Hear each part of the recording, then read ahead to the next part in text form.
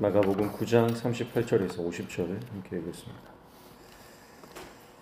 오늘은 이 본문은요, 관계에 대한 것이 강조되고 있다고 이렇게 볼 수 있습니다. 그래서 관계를 중심으로 이 본문을 해석하면 전체적으로 우리가 이 본문이 같은 얘기를 하는 것을 알 수가 있습니다. 38절에 요한이 예수께 여짜오되 선생님, 우리를 따르지 않는 어떤 자가 주의 이름으로 귀신을 내쫓는 것을 우리가 보고 우리를 따르지 아니함으로 금하였나이다, 그렇게 말합니다. 요한이 어떤 사람입니까? 요한은 사랑의 사도죠. 그러나 사랑의 사도도 성령을 받기 전에는 옳은 일을 함에도 불구하고 그것 때문에 관계가 틀어지는 그런 인생을 살던 사람입니다. 귀신을 내쫓는 것, 사람을 살리는 일이죠. 여러분, 우리가 성령으로 충만하지 않으면, 우리 안에 사랑이 없으면 내 옆에 있는 사람이 옳은 일을 해도 질투가 나고요, 그 사람이 미워질 수 있다는 것입니다. 우리 교회 공동체가 하나님의 사랑으로 충만하지 않고 성령으로 충만하지 않으면 내 옆에 있는 지체가 정말 하나님을 위해서 아름답게 쓰임 받는 것이 그것이 내 배를 아프게 하고 그것을 내가 꼴사납게 볼 수도 있다는 거죠. 여러분, 이것이 위험한 것입니다. 우리 안에 사랑이 있어야 됩니다. 사랑이 없으면 우리 안에 아무리 정의가 있고 또 우리 안에 많은 역사가 일어난다 할지라도요, 그것이 서로의 관계를 깨뜨릴 수 있다는 하는 것입니다. 그래서 예수님께서는 39절에 예수께서 이르시되 금하지 말라, 내 이름을 의탁하여 능한 일을 행하고 즉시로 나를 비방할 자가 없느니라. 40절, 우리를 반대하지 않는 자는 우리를 위하는 자니라, 그렇게 말합니다. 예수님은 긍정적으로 보시죠. 좋은 일을 하는 것입니다. 사람을 살리는 일이고 하나님 나라를 확장하는 일을 하는 것입니다. 비록 그들이 예수님을 따라가지는 않지만, 그러나 예수님과 꼭 함께 해야만, 제자들처럼 예수님과 공생애를 함께하고 예수님을 따라다니지 않는다 할지라도요, 다른 곳에서 하나님 나라의 사업을 하는 것, 하나님 나라의 확장을 위해서 헌신하는 것, 그것은 하나님 나라의 전체적으로 봤을 때는 선한 일이고 그것은 긍정적이다라고 평가하십니다. 안 좋은 것을 보면 한없이 안 좋습니다. 그러나 장점을 보고 좋은 점을 보기 시작하면 버릴 것이 없는 것이죠. 제자들이 보는 관점은요, 경쟁이라는 관점입니다. 그래서 하나님 나라는 경쟁하는 것이 아니다라고 하는 것을 또 주님이 보여주시는 거예요. 경쟁하기 시작하면 관계가 깨어지기 시작한다는 것이죠.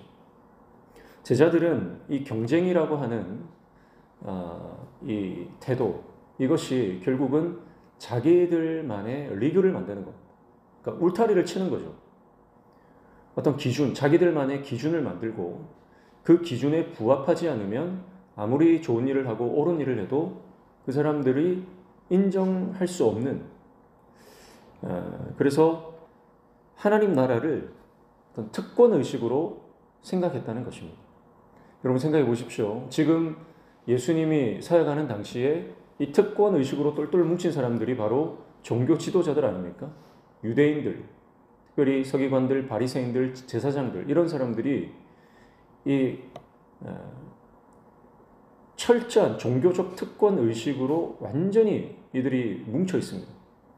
그래서 이것은 자기들만 누릴 수 있는 것으로 생각을 했습니다. 근데 제자들이, 예수님의 말씀을 따르는 제자들도 이런 특권의식이 점점 자리 잡기 시작했다고 하는 것이, 여러분, 얼마나 이게 사람이 모이는 곳에 이런 일들이 일어난다는 것을 우리가 볼 수가 있는 것이죠. 그러니까 성령을 받지 못하면 아무리 예수님을 따라간다고 해도요, 또 다른 종교적 특권층을 만들어내는 것에 불과한 것입니다. 여러분, 우리가 열심히 한다고 해도요, 주님을 따라간다고 해도요, 우리가 명분, 예수님의 그 말씀이 명분이 되고 내가 하는 것들이 우리 안에 어떤 특권, 소수의 특권층을 만들어내는 그런 일이 될 수 있다고 하는 것입니다. 사랑하는 성도 여러분, 하나님 나라는요, 특정한 어떤 사람들, 또 소수가 독점하는 것이 아닙니다. 하나님 나라는 모든 사람들에게 열려 있는 것이고 그 복을 함께 공유하는 것입니다. 사역의 방식이 다르다고 아니면 나와 좀 결이 다르다고 해서 배척해서는 안 됩니다. 하나님 나라는 함께 가는 것입니다. 어떤 모양이나 방식이 다르더라도 우리가 주님의 이름으로 하나 될 수 있어야 합니다. 그리고 함부로 판단하지 말고 자기 생각과 기준으로 평가하고 판단하는 것들을 내려놓아야 하는 것이죠. 그래서 예수님께서 이러한 그 경쟁 구도의 위험성에 대해서 말씀하시면서 이러한 스탠스를 가지고 사역을 한다면 반드시 실족하는 일이 일어날 수밖에 없다라고 말씀하십니다. 그래서 41절 보시면 누구든지 너희가 그리스도에게 속한 자라 하여 물 한 그릇이라도 주면 내가 진실로 그에게 이르노니 그가 결코 상을 잃지 않으리라. 42절 또 누구든지 나를 믿는 이 작은 자들 중 하나라도 실족하게 하면 차라리 연자맷돌이 그 목에 매어 바다에 던져지는 것이 나으니라. 그렇게 말씀하시죠. 그래서 하나님의 성령으로 우리가 이 인간적인 기준, 태도를 버리지 못하면 우리가 열심히 하는 것 때문에 오히려 사람들이 상처받고 실족받는 일들이 일어난다고 하는 것이죠. 그리고 이 실족하는 것, 사람을 잃어버리는 것이 얼마나 이것이 하나님께 큰 죄가 되냐면 이 무거운 추를 달고 바다에 빠져서 죽는 것이 낫다. 그렇게 말씀하실 만큼 이것이 큰 죄라고 하는 것입니다. 그러니까 만약에 너가 누군가를 실족하게 하는 죄를 지을 것 같으면 차라리 죄 짓기 전에 죽으라는 거예요. 죄 짓기 전에 죽는 게 낫다. 그 말씀이죠. 또 뒤에 보면 43절부터 47절까지 보면 만약 손이 범죄하면 찍어버리고 또 눈이 범죄하면 빼버리라. 그렇게 말씀합니다. 그래서 온전한 몸으로 지옥 가는 것보다 좀 장애를 가지고 천국 가는 게 더 낫지 않느냐? 그런 말씀을 하시는 거죠. 자, 이것은 과장법입니다. 죄를 지었다고 그 죄 지은 신체 부위를 훼손시켜라, 절단해버려라, 그렇게 명령하시는 게 아니라 그만큼 이 죄가 무겁다라고 하는 강조법이죠. 그러니까 무슨 말이냐면 하나님 나라는요, 내가 모든 것을 포기하고서라도 내 생명을 포기하고서라도 얻어야만 하는 그런 가치라고 하는 것입니다. 그리고 영혼이라고 하는 가치, 이 영혼이라고 하는 가치가 또 천하보다 귀한, 어쩌면 내 신체 일부보다 귀할 수 있는 그런 어마어마한 가치를 지니고 있다라고 하는 것이죠. 그래서 마지막 결론적으로 49절, 50절 보시면 사람마다 불러서 소금치듯 함을 받으리라. 소금은 좋은 것이로되 만일 소금이 그 맛을 잃으면 무엇으로 이를 짜게 하리요. 너희 속에 소금을 두고 서로 화목하라 하시니라. 이렇게 말씀합니다. 예수님께서 굉장히 재밌게 말씀을 하시죠. 소금이라고 하는 것은 고대 사람들에게 언약을 맺는 도구죠.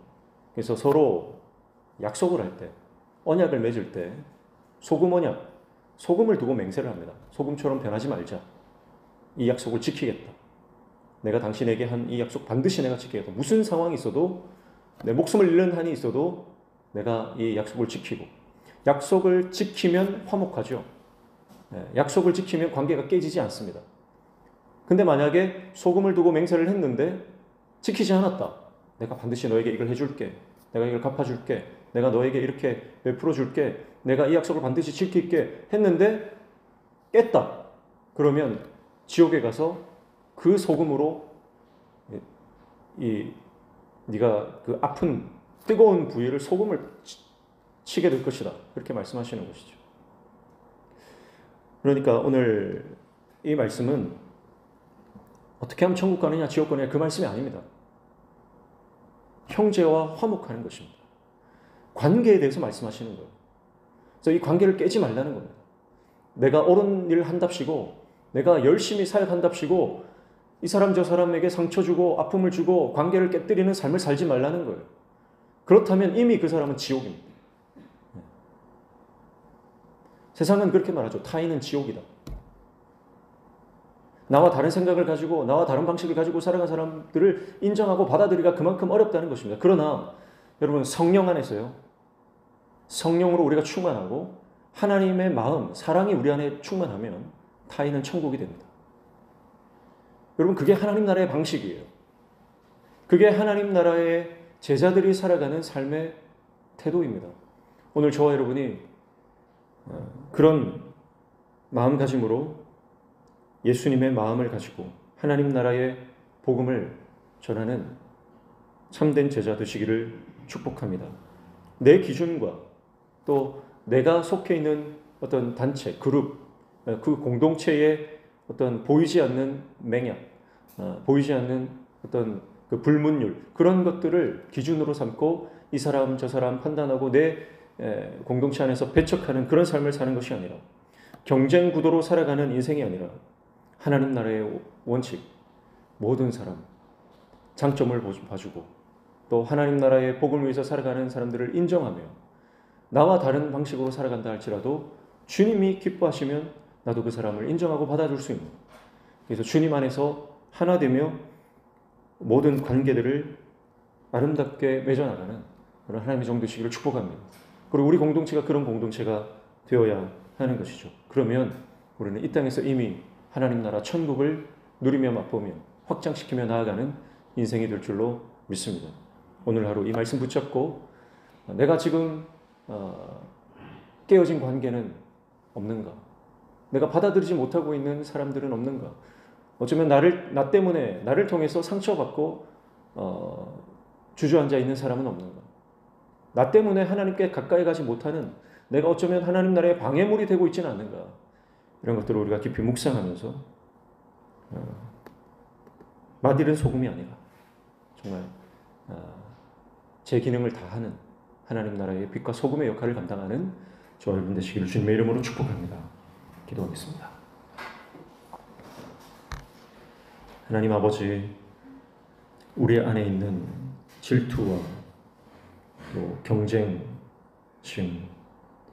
성령으로 태워주시고 십자가에 못 박을 수 있도록 우리 안에 하늘의 은혜와 아버지의 마음을 허락하여 주시옵소서. 누군가를 밟고 올라서서 차지하는 것이 축복이라면 그것은 더 이상 축복이 아니라 저주라고 하는 것을 깨닫게 하여 주시고 삶을 살리고 관계를 회복시키는 것이 우리 삶에 하나님 기뻐하시는 가장 귀한 일 중 하나라는 것을 깨달아 형제를 구원하고 살리는 일에 우리 인생을 거는 하나님의 종되게 도와주시옵소서. 오늘도 말씀 붙잡고 기도할 때 우리의 기도에 들어응답하여 주시며 우리 삶의 모든 막힌 문들이 열려지는 형통의 은혜를 허락하여 주시옵소서. 예수님의 이름으로 기도하옵나이다. 아멘.